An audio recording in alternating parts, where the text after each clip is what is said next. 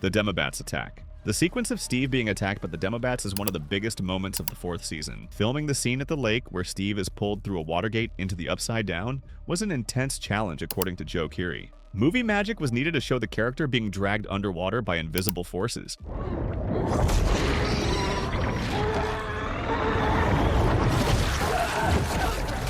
Besides filming Keery being pulled down, they also reversed the shot and used creative camera angles to complete the scene. Joe said he will remember those 3 days of filming as definitely one of the coolest things he's ever gotten to do.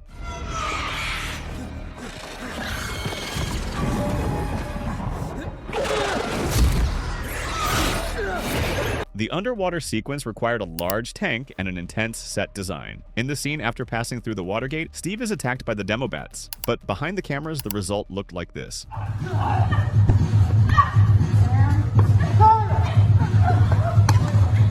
The bathtub. The scene starts with Holly running to Karen and desperately saying that a monster is after her. And at first Karen doesn't believe her, thinking it's just a nightmare. But she notices blood on her daughter's head, and she starts hearing strange noises. So she makes the split-second decision to hide herself and Holly in the bubble bath. This scene took almost a week of rehearsals and filming. It was shot in 2 different locations to show what happens inside the bathtub and the moment they get out. After fighting the demogorgon to protect her daughter, "Stay away from my daughter!" Karen is brutally attacked and is found by Nancy. The scene is terrifying, one of the first moments where we see up close the kind of damage the demogorgon can do.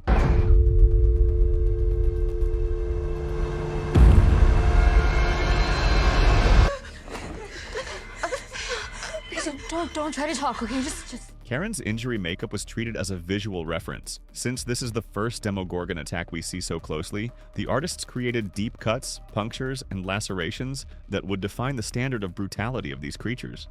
The passage. When the demogorgon opens a rift and dives through it, Steve makes a risky decision. Drive straight into the portal before it closes. The car disappears into the Upside Down, taking Steve, Nancy, Jonathan, and Dustin to the other side. Behind the scenes, this sequence required a combination of techniques involving Joe Keery, who plays Steve. Since the first season, when he confirmed that he knew how to drive a manual transmission, he has been driving Steve's iconic car in various scenes. For this specific scene, the production used both practical footage and shots filmed in a blue screen environment around the vehicle. The car crosses the portal and crashes into the silo on the other side, already inside the Upside Down. This transition between dimensions was carefully planned to maintain visual continuity, even with the different filming techniques used. The result is one of the boldest sequences of the season so far.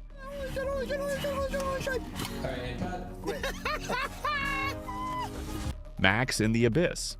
Max's sequence is one of the most emotional and technically complex scenes in Stranger Things. It all starts with her following the reappearance of Billy, still drowning in grief and guilt, feelings that no one understands better than Vecna. In the script, she sees a pulsing fog membrane, goes through that wall, and falls straight into the villain's mental territory, the Mind Layer. On set, this world included a full platform built in the studio. Sadie Sink still remembers how slippery the floor was. The iconic spiral staircase was completely practical, designed by director Sean Levy to help compose the shots, creating depth and allowing the vastness of the Mind Layer to be framed with real elements in the foreground. Chrissy's body stuck to the pillar was a practical dummy with glycerin dripping, which was later adjusted digitally, but it already gave Sadie something real to look at. Jamie, who played Vecna, stayed in character the whole time. When Vecna's vines appear on screen, none of that was actually on set, so Sadie only tensed her arms and neck to make it look like something was wrapped around them. But the physical impacts were very real. Max's stunt double was tied up and dragged across the floor.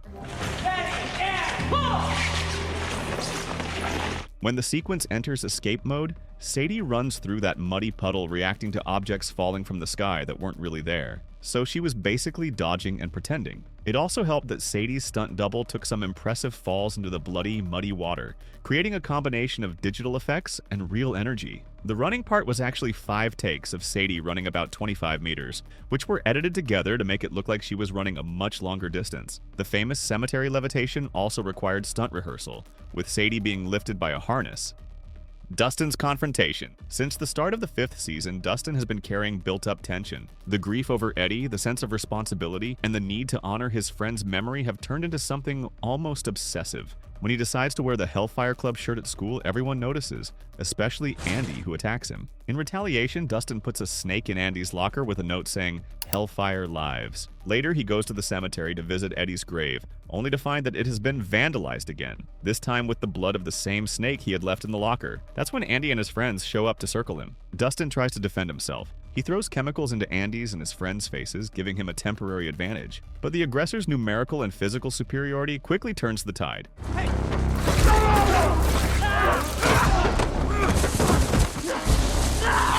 Behind the scenes, this sequence was created with a mix of techniques. The production always worked with harnesses and safety equipment, but for this specific scene, there were no prior rehearsals or elaborate stunt training. The team filmed the entire fight with a handheld camera, following each impact closely. The choreography was learned only one day before, with the actors and technical team rehearsing together to make sure every movement looked brutal and chaotic. The one-shot sequence. The action scene from episode 4, Dear Billy, is one of the most impressive technical feats in Stranger Things. It's an unbroken one-shot where Jonathan, Will, and Mike get caught in the middle of a shootout inside the Byers' house. On paper, it was just a tense sequence, but in the hands of director Sean Levy, it became a choreography pushed to the edge of the impossible. The one-shot wasn't planned in the original script, but Levy saw cinematic potential in that scene.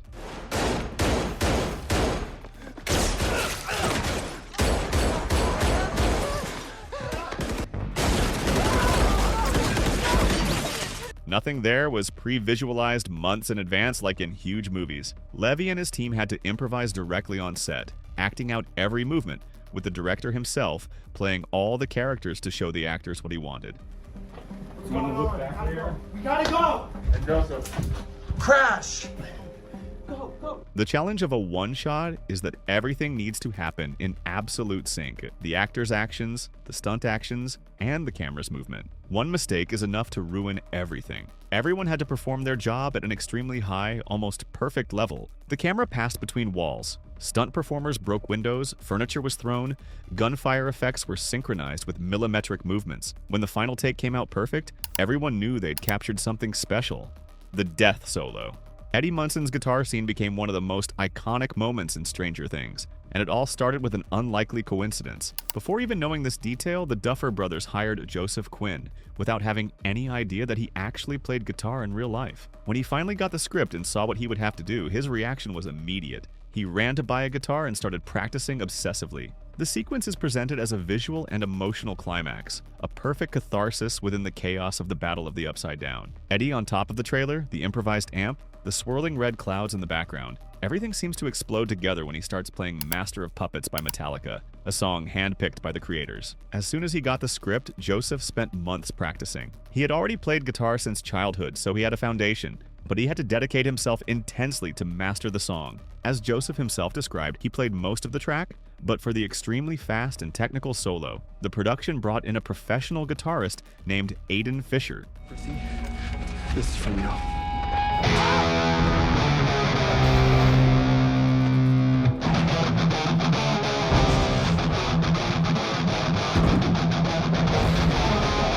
Joseph's performance was captured live on set. As he said, he and Got Matarazzo simply climbed on top of the trailer and threw themselves into the scene. In fact, the scene was so acclaimed that later he was invited to play with the band itself.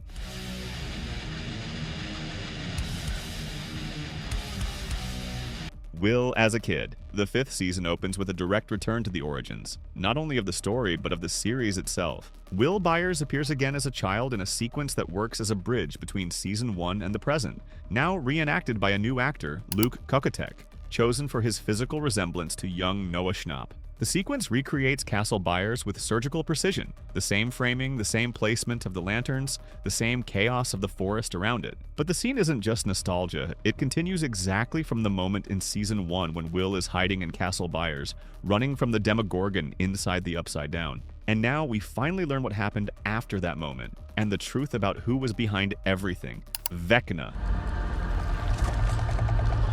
To visually transform Luke into 11-year-old Will, the production didn't rely only on physical resemblance. The kid wore dozens of facial capture markers with 2 cameras attached to the main camera and 4 others hidden throughout the forest, recording every lip tremble, every eye movement, every breath from every possible angle. The result is impressive. The upside-down forest was also built almost entirely for real. The production bought practically all the pool noodles in the United States to create the upside-down vines for this season. The red lightning bolts were triggered manually by the Duffers, who used hand signals like conductors leading an orchestra so the flashes would sync with the moments they had imagined. The climb was another complex technical challenge. They had to measure each tiny step in movement. The stunt double needed to jump from one tree to another, so they adjusted everything carefully. Kelly Barksdale, the stunt double for young Will, had to become that person, watching the actor to learn how he moves, what his specific quirks are, and bring all of that into the stunts. And then, at the highest point of the tree, at the exact moment the chase hits its limit, silence falls and Vecna appears. But there's a curious detail. While Noah worked directly with Luke in all the scenes, Jamie decided to do the opposite. He didn't talk to the kid at all. His strategy was to make sure Luke was as scared as possible during filming, keeping that real tension on set. The first Vecna. Vecna wasn't born as a digital monster, he was created by hand. When the Duffer Brothers decided that Stranger Things 4 needed its own iconic villain, they called Barry Gower, who had won 3 Emmys for his work creating the Night King in Game of Thrones. The first steps came with concept art by Michael Maher, created back in August 2019. The Duffers wanted a mix of Freddy Krueger and Pinhead. From those images, the team made a full-life cast of Jamie Campbell Bower, an exact full-size replica of his body. The suit ended up being split into around 24 or 25 different pieces made of foam latex or silicone rubber material. When applied to Bower, the entire suit weighed about 30 pounds, with most of the weight coming from the chest and head pieces. On the first day, it took 8.5 hours to glue everything on, and eventually they got it down to about 6 hours and 20 minutes. On top of that, Jamie wore contact lenses, dentures, and urethane nails. The Duffer Brothers deliberately made sure the cast didn't meet Jamie Campbell Bower until the moment he walked onto the Stranger Things 4 set as Vecna, so their terror would be genuine. After a 2-year development process, the makeup team knew Vecna was just as terrifying as they had hoped the moment he stepped on set. Vecna is primarily a practical and prosthetic character, with VFX used to enhance some movement and animation. For the creators, Vecna needed to be different from the series' other monsters. He needed to talk, manipulate, analyze, get inside victims' heads. I saw a means to realize my potential, to transcend my human form. Jamie had to give me a hug because I couldn't do the scene. So the fear was genuine, definitely very real. I didn't have to act. A human villain, but distorted by pain, isolation, and resentment. The return of Vecna. In the 5th season, this carefully crafted villain returns transformed. Vecna's first appearance in his renewed form was designed as a moment of pure tension. They explained that they knew when Vecna arrived, they wanted it to feel like a grand moment, and his threatening walk through the Mac Z gate was directly inspired by Darth Vader's memorable entrance in Rogue One. The minute he stepped through that gate, you could feel how terrifying he was.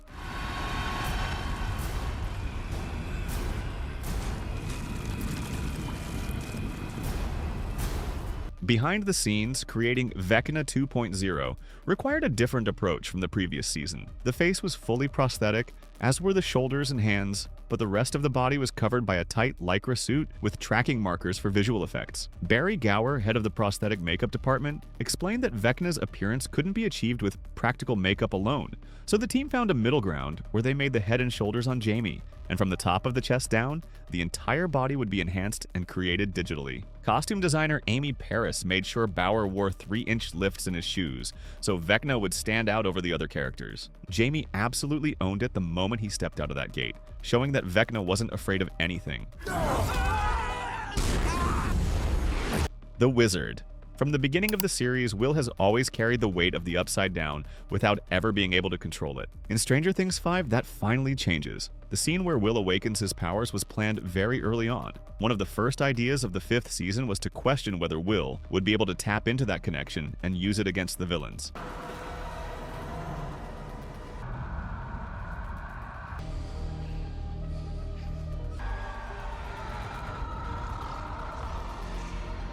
Behind the scenes, the Mac Z battle was described as the most complicated thing the production had ever done, involving multiple departments, dozens of extras, stunt performers, digital effects, practical effects, and fire, all at the same time. To build the sequence, the team created a set that became the largest individual set in the entire series so far. To act out the moment in which Will uses his powers, Schnapp revealed he needed to channel the strength of a gorilla to feel that power and force. Think of like a big animal, like a 6,000-pound gorilla beast. Like awesome. That just is inside of me, and I pound on my chest and I huff and puff. Noah described the experience of filming Will's first major display of power in episode 4 as scary. It was the first time he truly worked face-to-face with Vecna, and he could really feel part of it because it wasn't CGI. So much of it was Jamie Campbell in a real costume. 2 big movies.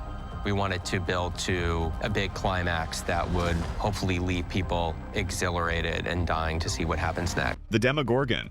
The creation of the Demogorgon is one of the most important technical chapters in Stranger Things history. Before becoming a global phenomenon, the Duffer Brothers had an extremely ambitious vision, but the budget for the first season was modest, far below what cinematic productions usually require. They needed to prove they could create a terrifying monster without a Hollywood budget. The process began with the visual effects team at Aaron Sims Creative developing 3D models of the Demogorgon. Surprisingly, the design was almost perfect on the first try. In the original script, the creature was described only as a biped with lots of teeth and no face. They got very close to the final monster design almost immediately. With the design approved, the big question emerged. How do you bring this to life? Having grown up watching genre films before CGI, it was important to the Duffer Brothers that the horror elements were done practically. They said that something about the effects being so tangible in the genre movies they grew up with, like Alien, The Thing, and Hellraiser, was especially terrifying to them as kids. The solution was hybrid. The Duffer Brothers wanted to use the traditional man-in-a-suit method.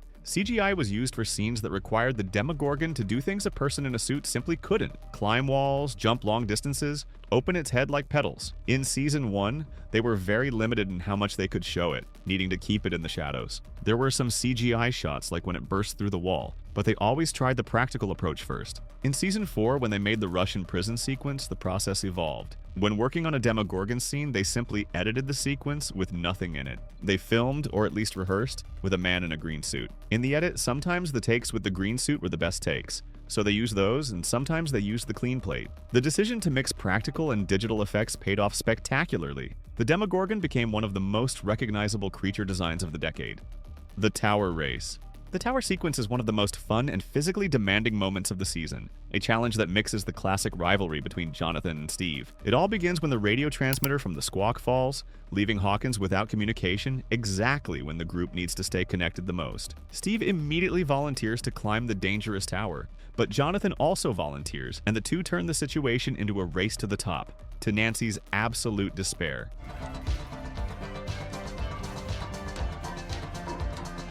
Behind the scenes, the tower was divided into several parts for filming. The base was built on a real location, while the rest was split into 3 or 4 different pieces assembled inside the studio. The actors trained the climb together, and the competition became real behind the scenes. Joe Keery and Charlie Heaton started challenging each other to see who could complete the path faster, turning the scene into a genuine competition. In the end, the tower stays standing, the transmitter works again, and they climb down as if scaling dozens of meters of unstable metal were just another normal morning in Hawkins. Without a doubt, the production of Stranger Things has never been playing around, which is why the series is a worldwide success. And which scene did you like watching the most? Leave it here in the comments. Also, click on the screen to watch our other video, The Evolution of Monster in Stranger Things. See you there!